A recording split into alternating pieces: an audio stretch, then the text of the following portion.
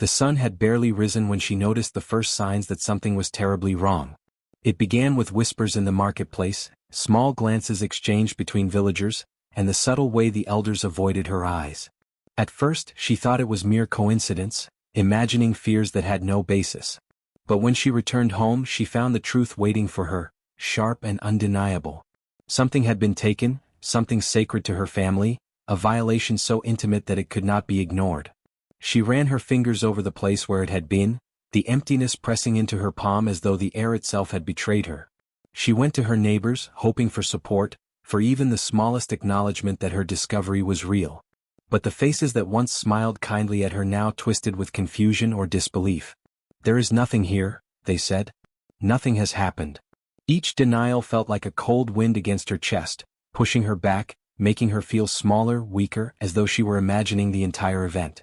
The village, usually a place of community and shared memory, now felt alien, filled with shadows of doubt and suspicion. Her father, a man who had stood proud through years of hardship, frowned at her insistence. "Child, stop this talk. You've been dreaming too much. Nothing wrong has occurred." His voice was calm, firm, but beneath it she could hear a hint of fear, a tremor that perhaps betrayed his awareness of the truth but also his unwillingness to confront it. Her mother tried to soothe her, speaking words of comfort that rang hollow in her ears, as if each syllable was a shield against facing what had happened. Even her closest friends looked away when she mentioned it, their eyes darting toward the horizon, unwilling to acknowledge that which could not be ignored. She wandered the village, retracing every step of the day when the wrong had occurred, searching for anyone who might have seen what she could not. Every alley, every courtyard, every familiar tree seemed silent, conspiratorial, as if the earth itself was holding its breath and hiding the truth. The village that once hummed with life now felt frozen in a moment of denial, refusing to bend to the reality she had uncovered. The air was thick, heavy with unspoken agreements and fearful avoidance. By midday, frustration gave way to anger, sharp and burning. She knew the truth, but no one else did. Every face that turned away, every whispered denial, seemed to mock her discovery, erasing the crime with the mere weight of disbelief. She felt isolated, standing alone against a sea of eyes that refused to see. The wrong done to her family, once visible, real and cutting, was being hidden under the cloak of communal denial. But even in the midst of isolation, a resolve began to grow. She understood that the village's refusal to acknowledge the crime did not erase it. The wrong existed, tangible and undeniable to her, and it demanded recognition. She would remember it. She would watch and she would wait, letting the memory of the injustice settle into her mind like embers waiting for the wind to catch them. And though no one yet believed her, though every glance and word seemed to push her further into solitude, she felt a quiet fire ignite within her chest. The crime might be unseen by others, but it was known to her. And that knowledge, she realized, was the first step toward justice. The day after she discovered the unseen crime, the village felt different, though no one else seemed to notice. To them, the world remained ordinary, the hum of the marketplace, the children's laughter, the slow rhythm of daily life, but she sensed something beneath it all. Something whispered, faint and insistent, carried in the wind that swept through the trees and across the dusty paths. It was as though the earth itself had taken notice of the injustice and was speaking, trying to guide her toward what the village refused to acknowledge. At first the signs were small. Leaves twisted unnaturally in the breeze, forming shapes she could almost recognize. A broken branch on the path seemed to point deliberately toward a certain courtyard. A flock of birds took flight whenever she approached the house of someone she suspected, as if their panic was a warning in feathered flight. At night, the wind moaned through the cracks in her home, carrying voices that could almost be understood, whispers of a truth that hovered just out of reach. She pressed her hand to her chest, feeling the rhythm of her heartbeat match the pulse of the signs, as though the village and its unseen truths were calling to her through nature itself. The river, usually calm and predictable, began to behave strangely. Ripples formed patterns along the surface, as if the water itself was spelling messages in the language of reflection. She watched closely, seeing shapes that resembled symbols from the stories her grandmother once told, symbols that spoke of hidden secrets and warning signs. Each pattern left her with a shiver, but also a strange comfort, affirming that she was not imagining the injustice she had discovered. The world was responding even if the people around her refused to see. Even animals seemed to understand what she could not yet reveal to the village. Cats hissed and arched their backs whenever certain individuals passed. Dogs refused to cross specific thresholds. Small creatures scurried away at her approach, only to return once she turned her gaze elsewhere. These subtle hints, woven into the fabric of everyday life, suggested that the truth was never truly silent. It simply waited for someone willing to listen. She began to notice patterns in the wind itself. Gusts seemed to push her in certain directions, guiding her steps along paths she had overlooked. The rustling of leaves became a map, the tapping of tree branches a code. At first she questioned her own mind. Was this simply imagination, a desperate attempt to find meaning where none existed? But the signs repeated with uncanny precision, refusing to be ignored. Each subtle indication felt deliberate, as though the world had chosen her as the witness, the one capable of understanding what others could not. One evening, as the sun dipped low and painted the sky in gold and crimson, she walked the familiar path past the marketplace. The wind picked up suddenly, tugging at her clothing, whispering through the narrow alleyways, carrying with it a scent she could not identify, smoky, earthy, and tinged with the bitterness of something hidden. Her eyes followed the movement of the dust and leaves, and she realized that they traced the footsteps of the unseen wrongdoer, invisible to every villager except her. The pattern was subtle, almost imperceptible, yet undeniable. She knelt in the dirt, tracing the lines the wind had left behind. Tiny marks, indentations, and impressions that had gone unnoticed became clear signs. Each hint was like a word in a silent story, telling her what the village denied. The truth existed not in the voices of the people, but in the language of the world around her. And in that moment she understood that justice could not be silenced simply by disbelief. Even if the villagers refused to see, the wind, the animals, the river, and the trees would not lie. They spoke of the crime, whispered of the hidden wrong, and waited patiently for her to hear. She rose, the wind tugging at her hair and dress as if urging her onward. The signs were everywhere, subtle yet insistent, guiding her steps, strengthening her resolve. Though the village denied the truth, the world itself had already begun to answer. She would listen. She would follow. And she would let silence itself become the messenger. The sun sank low, casting long shadows across the village, and she felt the weight of eyes she could not see. It was as though the world itself was holding its breath, waiting for someone to notice what had been hiding in plain sight. She walked slowly through the familiar streets, her senses alert to the subtle whispers that had guided her so far. Every footstep on the dirt paths felt heavy, deliberate, as if marking the rhythm of something unseen, something waiting.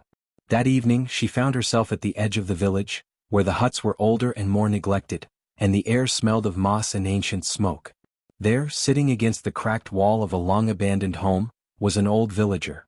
He was bent and fragile, his hair white as winter frost, and his eyes clouded but attentive. The villagers seldom spoke to him and most avoided the area entirely, calling him a fool or a hermit. Yet when he looked at her there was a spark, a recognition, an understanding that bypassed words. "You're searching," he croaked, his voice dry yet insistent. "I can see it in the way you carry yourself. You follow the wind, listen to the whispers. But are you seeing what's been here all along?" She knelt beside him, heart racing. "What do you mean?" she asked, trying to keep her voice steady. "I see signs, but the village refuses to believe. The crime, the wrong done, it is hidden." The old man nodded slowly as though confirming a thought he had carried for decades. "Hidden in plain sight. Always hidden but always there. Those who do not know where to look will see nothing. But some, like you, are chosen to notice the small things, the forgotten tracks, the subtle shifts, the silent witnesses." He reached into his tattered cloak and drew a small, faded bundle, tied with string fraying at the edges. Inside were scraps of parchment, yellowed and fragile, etched with symbols and sketches she barely recognized. "Your ancestors recorded what the eye often misses. They wrote not in words alone, but in signs, in gestures, in symbols that the world itself can read. These are your first clues." Her fingers trembled as she touched the fragile papers. Tiny scratches indicated movement patterns, unusual alignments, and minute disturbances in places others walked daily without notice. It was as if the village itself had been marking the truth for her all along. A crooked stick, a scuff in the dirt, a leaf pressed against a wall, all were pieces of a puzzle, silent yet undeniable. "See this?" the old man said, pointing to a faint line across the paper. "It marks where he passed last night. Not one villager saw him, yet the earth remembers. And so it whispers to those who will listen. Follow these lines. Piece them together and you will see the evidence exists everywhere. Only the blind will fail to notice." She looked around at the dilapidated huts, the dust, the crooked fences, and realized the truth in his words. The village had been living over the crime, walking past it daily, unaware or unwilling to notice. But for her, every object, every shadow, every minute irregularity became a silent witness.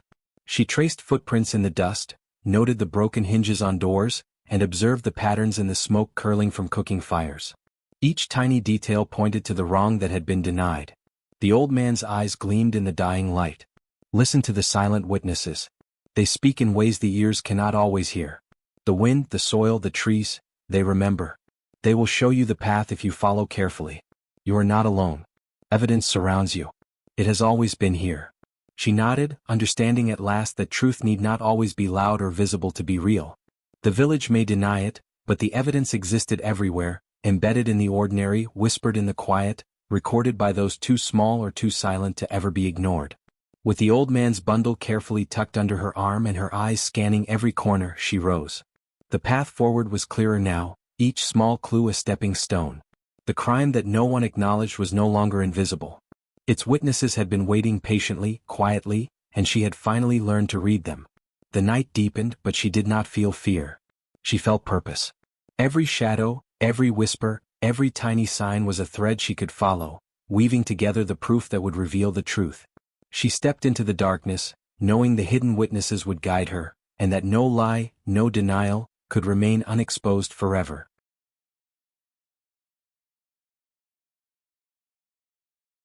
As the sun slipped behind the hills, the village settled into its usual quiet, unaware of the storm of truths gathering in the corners of their lives. She walked along the familiar paths, her senses attuned to the subtle language that the world spoke only to her. The silence of the village was not empty, it carried messages hidden in objects, shadows, and the smallest natural occurrences, a language invisible to those who refused to see. She had learned to listen, to observe, to trust that even in the absence of words, truth could be written. The first sign appeared in the courtyard of her home. A loose tile, dislodged by no human hand, rested at an angle that pointed toward the well. She noticed it immediately, though her neighbors would have passed it without thought. Beneath it, a faint trail in the dust led to a corner of the well that had long been ignored. She knelt and traced the markings with her fingers. Each scuff, each irregularity, was deliberate, forming a pattern she began to recognize, like the silent strokes of a hand writing in invisible ink. Shadows became her next guides. As she walked through the narrow alleys, the last light of day cast elongated shapes across the walls.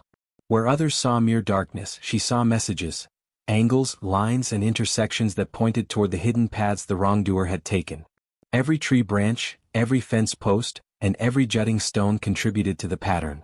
It was a language older than speech, written in silence and movement, waiting for someone capable of reading it. Even the wind joined the chorus. Gentle gusts stirred leaves into strange formations, curling them around objects that otherwise seemed ordinary. A leaf resting on a doorstep resembled a symbol her grandmother had once drawn in sand. Another cluster of fallen petals aligned like a line connecting distant points. At first, she questioned herself, wondering if the mind desperate for proof might be deceiving her. But the patterns repeated, consistently, in ways too precise to be coincidence. Each subtle arrangement spoke of what the village would not acknowledge, the crime that had been denied. The animals, too, contributed to the silent writing. Cats paused and stared at empty spaces, following movements invisible to human eyes. Dogs whined at particular doors, refusing to enter. Even the river, normally calm, shifted its currents in ways that reflected hidden paths and disturbances. She learned to interpret these signs, seeing the silent narrative they wove together. Every ripple, every gesture, every instinctive action was a sentence in a story that no one else could read. By evening, she had begun piecing the clues together. Shadows and objects, the whisper of the wind and the restless movements of animals, formed a coherent pattern. The village's denial no longer mattered. Evidence existed all around her, inscribed in the silence. Her eyes traced the lines connecting these signs, revealing the movements of those who had committed the unseen crime. She could follow their steps without ever seeing them directly, guided entirely by the messages written in the world itself. She paused in the center of the square where the silence was thickest. The stones beneath her feet, the angles of the buildings, the light fading behind the hills, all conspired to direct her gaze to the hidden truth. Her heartbeat quickened as she realized that the village, in its ignorance, had left proof in plain sight. The crime had been recorded by the very earth, by shadows, by the subtle nudges of nature, waiting for someone perceptive enough to notice. And she had noticed. The silent witnesses spoke clearly now, forming an undeniable story. She no longer doubted the wrong that had been done. She had the evidence woven into the world around her. The village could deny the crime all it wanted, but the objects, shadows, and natural occurrences had already written the truth, and she had finally learned to read it. With this knowledge, a quiet determination filled her. The world had spoken, she would ensure it was heard. As dusk fell over the village, a strange stillness hung in the air, almost as though the world itself was holding its breath.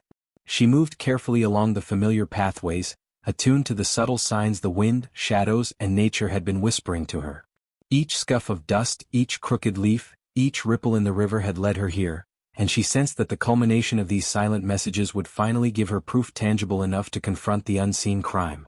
Her heart thumped in her chest, a quiet drum of anticipation and fear. It began with a faint marking on the ground near the old granary. The soil was disturbed, as though someone had walked here deliberately, leaving traces that were barely perceptible to an untrained eye. She knelt and ran her fingers over the pattern, noting the impressions of boots, the drag of a small object, and a thin streak of something darker embedded in the earth. Each detail seemed to pulse with meaning, telling a story she alone could read. She pressed her hand closer, feeling the vibrations of hidden truths in the soil beneath her. Moving carefully, she followed the trail to a wall of the granary, where faded chalk marks had been made long ago and nearly forgotten. The marks, subtle and obscure, had survived the wear of years and the dismissive gaze of villagers who never looked too closely. To them it was nothing, a scratch in the wall, a relic of the past. But to her, it was a language of evidence, a record left by circumstances, perhaps by those who had sought to warn the innocent or by the unseen forces protecting the truth. The markings formed symbols that connected the disturbances in the earth to the location of the wrong done to her family. Above, a single window caught the last rays of sunlight, and she noticed a shadow that did not belong to any physical object. It twisted and stretched unnaturally, pointing toward a small hidden cavity near the base of the granary. Heart-pounding, she approached and pried open the concealed space. Inside lay an assortment of items: fragments of clothing, a small, broken tool, and a scrap of parchment. The cloth had traces of ash and dirt that matched what she had found earlier. The tool had been used to manipulate or remove something valuable. The parchment, yellowed with age, contained cryptic symbols that she could decipher from her grandmother's teachings, a record, written in code, of what had been taken and who had taken it. She realized then that the world had indeed been keeping a record, invisible to all but those who could listen. The evidence was tangible now, resting in her hands. It told the story of the crime with precise clarity: who had acted, how they had moved, what they had stolen or hidden, and the intent behind every action. Yet, despite its weight and undeniability, the proof remained hidden from the eyes of the villagers. They would walk past this very granary and see nothing. They would continue their routines as if the crime had never occurred, their ignorance a shield for the guilty. Her mind raced with the implications. She could not reveal this yet, for the village's denial was strong, and the wrongdoer would react if they sensed exposure. The evidence needed to be compiled, corroborated, and understood fully. Every scrap of parchment, every mark in the dust, every shadow that twisted unnaturally would have to be pieced together into a coherent story. Only then could the truth break through the veil of disbelief that the villagers clung to so desperately. Still, the tangible proof gave her hope, a steadying certainty that the invisible witnesses had not failed her. The silent forces of the world, the wind, the earth, the shadows, and even the animals, had guided her to this point. They had written the truth patiently, meticulously, and now it lay in her hands, waiting for the moment it could be revealed. She gathered the items carefully, pressing them close to her chest as she retraced her steps through the granary and toward the village. Though no one yet knew what she carried, she understood that the evidence existed beyond doubt. It was no longer whispers or patterns, no longer subtle nudges in the wind. It was concrete, undeniable, and powerful. The crime that had been denied could now be confronted with proof, hidden for now but undeniable in its presence, patiently waiting for the day the village would finally have to face the truth. She stepped lightly through the shadows, the tangible evidence secure in her grasp, knowing that the moment of revelation was approaching, and that justice, though delayed, was no longer impossible. The village, as it carried on in its ordinary rhythm, seemed oblivious to the tension slowly building beneath the surface. But one figure moved with unease, a shadow within the shadow, a presence that felt the tightening of invisible threads around them. The person who had committed the wrongdoing or denied its existence now sensed that the delicate veil of denial was fraying, that something once hidden was beginning to surface. Small, subtle signs began to prick at their conscience, whispers of recognition and fear threading through their mind like icy fingers. At first, the signs were almost imperceptible. A door that refused to close quietly, creaking instead to draw attention. A shadow in the corner of a room that seemed to move independently. A fleeting reflection in a window that mirrored not what was there but what was hidden. Each instance was fleeting, easily dismissed, yet cumulatively they formed a pattern the guilty could not ignore. Even the wind seemed to conspire against them, carrying scents and sounds that unsettled, rattling nerves and stirring unease. In the marketplace, objects shifted in impossible ways. A basket of fruit tipped over when they approached, though no hand had touched it. A broom fell from its resting place, scattering straw across the floor. Even animals behaved unusually. Cats hissed and arched their backs, dogs refused to follow their usual paths, and birds took flight with sudden, panicked bursts. Each reaction felt deliberate, accusatory, a signal that the world itself was aware of the crime and refusing to conceal it any longer. The guilty one began to see patterns where none should exist. Footsteps in the dust, lines in the soil, scratches on walls, all became messages they could not decipher completely, but their meaning was clear. Something was pursuing them, something patient and unseen, something that would not allow their secret to remain buried. The fear grew quietly at first, a low hum in the chest, but it deepened into a cold, gnawing dread that settled in the gut. No longer could the mind rely on denial or distraction. Every moment seemed to whisper the possibility of exposure. Sleep offered no refuge. Dreams were filled with glimpses of the truth they had worked so hard to suppress. Faces appeared in shadows, pointing fingers in accusation. Voices spoke in unintelligible murmurs, yet the tone carried a weight of undeniable warning. They awoke with sweat-dampened skin, heart racing, every creak of the house, every rustle of the trees outside, threatening to reveal what had been hidden. Even the familiar rooms of their home now felt alien, transformed into a labyrinth of signs pointing to guilt. The village's ordinary sounds became a chorus of scrutiny. Footsteps that were not their own echoed in narrow alleys. Leaves rustled in patterns revealing unseen paths. Animals watched from a distance, silent witnesses to a wrong that had once gone unnoticed. Each sign was subtle yet unrelenting, a message that the truth would not remain buried. They began to move cautiously, constantly scanning for anomalies, yet everywhere they looked, the world seemed alive with reminders of the crime. The fear transformed into paranoia, a constant companion that twisted every thought. Simple tasks became fraught with tension. Each glance over the shoulder, each cautious step, each whispered conversation became suspect. The presence of the one who sought justice, though invisible for now, was felt in every heartbeat, in every instinctive shiver. They understood that the balance had shifted, that the unseen forces of the village and its surroundings were aligned with a truth they could no longer deny. By evening the dread was nearly unbearable. Their actions, once confident and deliberate, were now measured, hesitant, as though moving wrong could summon revelation instantly. The world itself seemed to lean toward the one who knew, toward the witness of the unseen crime, leaving the guilty exposed and trembling. And so the doubt settled in, a silent, creeping terror that would not release them. The signs were everywhere, subtle yet undeniable, weaving a web of awareness that tightened with each passing hour. The enemy realized, with bone-deep certainty, that their secrets were no longer theirs to protect and that the quiet, patient unfolding of truth had already begun. The wind carried a restless energy as she walked through the village, her mind a whirl of patterns, signs, and subtle messages. Every leaf, every shadow, every scuff in the dirt had been noted, catalogued, and carefully considered. The evidence was no longer scattered and mysterious, it was beginning to take shape, forming a tapestry of truth that stretched across the village, invisible to most but vivid to her. She felt the weight of it pressing on her, not as a burden but as a responsibility. The wrong done to her, once denied and dismissed, demanded recognition, and she was its chosen witness. She began moving deliberately from place to place, retracing paths, noting every anomaly. Where a brick had been disturbed, she marked it mentally. Where an animal had acted unusually, she recorded its movements. The wind whispered its own confirmations, rustling leaves in a rhythm that matched the beats of her heart. Slowly, a map of the crime emerged. A map written not on paper but in the silent language of the world itself. Every fragment of evidence, every tiny hint that the villagers had overlooked, now formed a coherent pattern.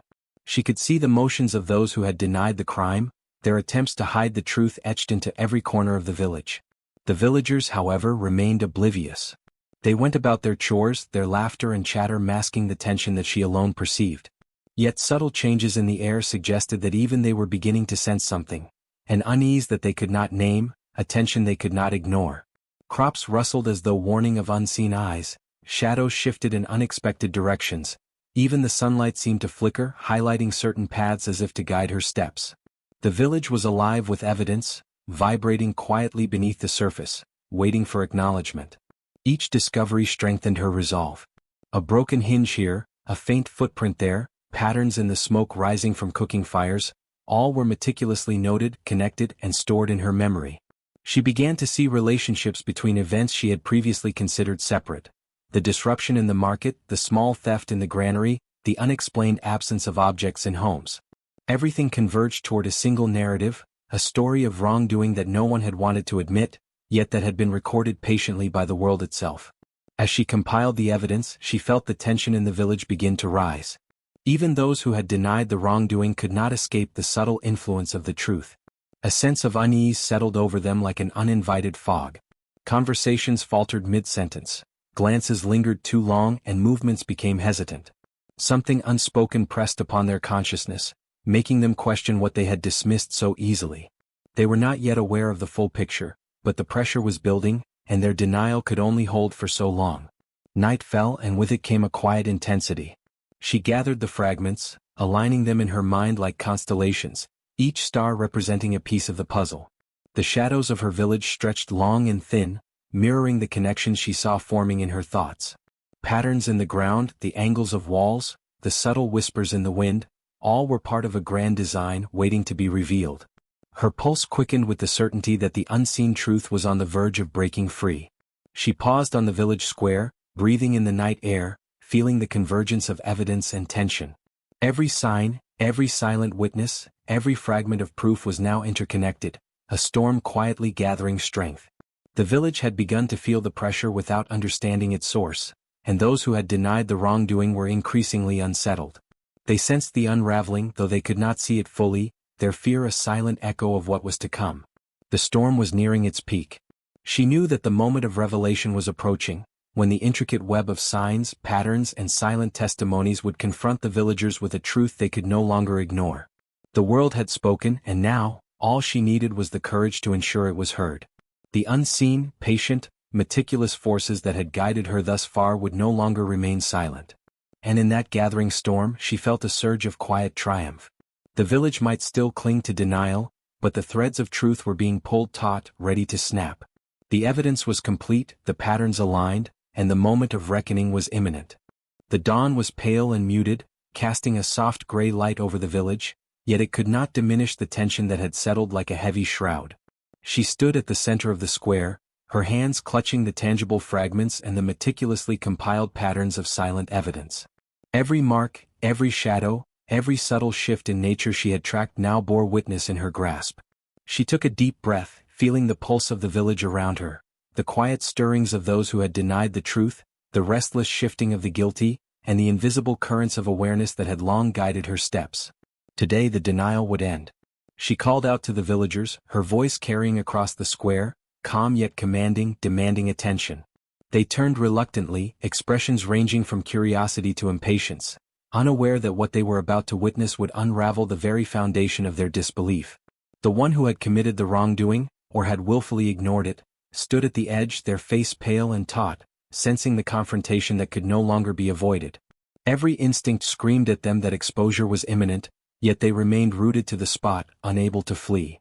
She began to lay out the evidence, pointing to the subtle lines in the dust that traced the movement of the wrongdoer, the shifts in shadows that mirrored their actions, and the symbols etched in hidden corners that had long been dismissed as meaningless. She displayed the tangible fragments she had found, the cloth, the tool, the scraps of parchment with cryptic markings, all piecing together a narrative that the village could no longer ignore. Her voice did not rise in anger. Instead, it carried the quiet authority of one who had listened, observed, and understood. The guilty one's eyes widened as they recognized the trail they had left, invisible to others but laid bare before her. Every mark, every overlooked clue, Every silent witness now converged to reveal their actions. Their hands trembled slightly, a subtle acknowledgement of guilt that no words could disguise. They attempted to protest, to deny, to turn the village's attention elsewhere, but the evidence was irrefutable.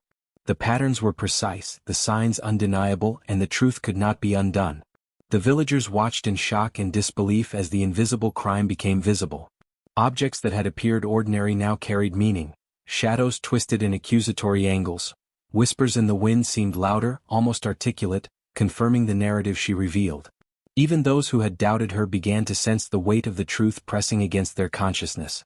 Murmurs spread, eyes widened, and the air itself seemed to tremble as the hidden story emerged from silence into undeniable reality. Step by step, she connected the dots for everyone to see. The misplaced tiles, the disturbances in the soil, the odd movements of animals, all became a cohesive map of wrongdoing. Every subtle sign that had previously been dismissed as coincidence now bore the unmistakable imprint of intention.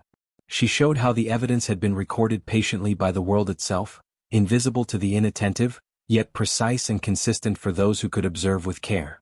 The wrongdoer could no longer hide behind feigned ignorance. Their face betrayed fear, shock, and the gradual understanding that the village's silence could not shield them from the consequences. A hush fell over the square, thick with disbelief and the tension of revelation. The villagers had never imagined that the crime, once invisible and denied, could be laid bare with such certainty. The proof was all around them, undeniable, leaving no room for argument. By the time she stepped back, every piece of evidence had been placed before the community. The wrongdoer could only hang their head, aware that their secrets had been uncovered by the patient observation and quiet courage of one who refused to let denial obscure justice. The villagers, initially stunned into silence, began to murmur, the realization spreading like a slow fire through the crowd. Shock gave way to acknowledgement, and acknowledgement gave way to a hesitant, growing understanding of the truth that had always existed in plain sight. And so the confrontation concluded, not with violence or anger, but with the clarity of evidence that could no longer be ignored. The truth had spoken, the guilty had been exposed, and the village, for the first time, had witnessed the power of silent, unwavering observation. Justice, once denied, now began its quiet, inevitable course. The square was quiet at first, the kind of silence that stretches uncomfortably over a crowd unprepared for revelation. The villagers had gathered, hesitant and curious, yet their attention was drawn to the subtle, undeniable tapestry she had laid before them.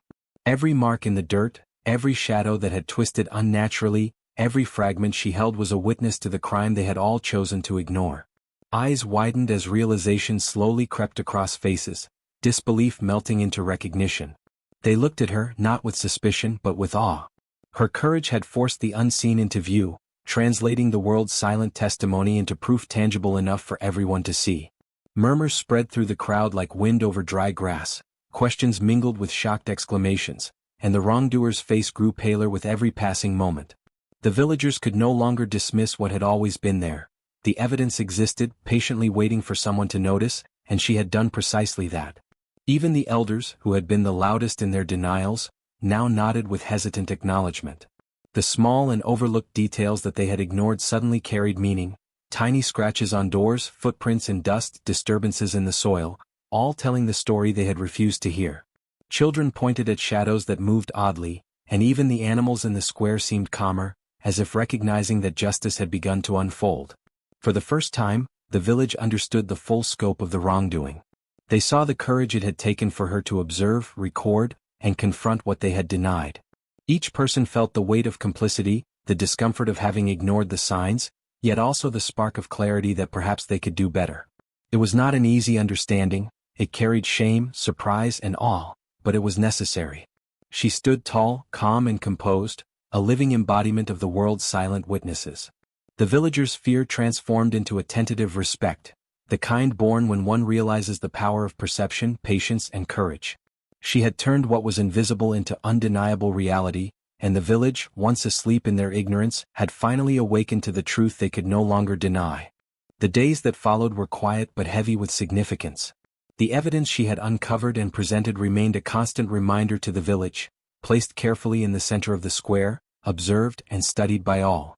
Each fragment, each mark, each symbol became a lesson, a testament to the fact that even silence could carry meaning, that the world itself could record what human eyes might refuse to see. It was a legacy not written in words alone, but in observation, patience, and the courage to recognize the unseen. The villagers now moved with awareness. They treated the familiar paths, the walls of their homes, the smallest disturbances in their environment with newfound respect. They had witnessed how the world speaks quietly yet insistently, how evidence exists even when human denial tries to obscure it. The knowledge instilled in them a cautious reverence for the ordinary, an understanding that what might appear trivial or unimportant could, in truth, bear testimony to justice or wrongdoing. She meanwhile became a figure of quiet authority. Not through fear but through the example of her actions. The wrongdoer had been confronted, the evidence undeniable, and the village had seen that attempts to hide injustice could not succeed against vigilance and courage. She did not gloat, she did not demand worship. Instead, she allowed the evidence to speak for itself, a silent teacher reminding the community that the cost of ignoring truth was far greater than the effort to recognize it. The villagers began sharing the lessons she had uncovered, recounting how shadows, objects, and subtle signs could communicate truths they might otherwise overlook. Parents taught children to observe carefully, to recognize anomalies, and to value vigilance. Elders spoke of the power of silent witnesses, emphasizing that justice can exist even when it is not loudly proclaimed. The story of her courage spread, not as a tale of vengeance, but as an enduring lesson in awareness, resilience, and moral responsibility. Over time, the fragments of evidence became symbolic, preserved, and respected. The cloth, the parchment, the marks in the soil, they were not just reminders of the past but a guide for the future. They taught the village that silence is not emptiness, that what is unseen is not necessarily absent, and that injustice cannot hide forever. Even those who had doubted, ignored, or denied the wrongdoing now approached the evidence with reverence, recognizing the careful observation and insight required to uncover the truth. Her legacy was subtle yet profound. The village learned that courage is not only in confronting wrongs directly but in listening, watching, and interpreting the world's quiet language. They understood that one person attuned to the silent messages around them could restore balance, uncover hidden truths, and transform a community. The lesson endured, whispered through the wind, etched in the soil, reflected in shadows, and carried forward by those who had witnessed the power of awareness and justice. And so, though the wrong had been done and denied, its exposure became a permanent force for good. The evidence remained, a teacher for generations to come, reminding all who entered the village that justice, patience, and observation could overcome denial, that silence carries power, and that no crime, however hidden, could remain unseen forever. Her courage had ensured it, and the village would never forget the lesson she had quietly inscribed upon its very heart.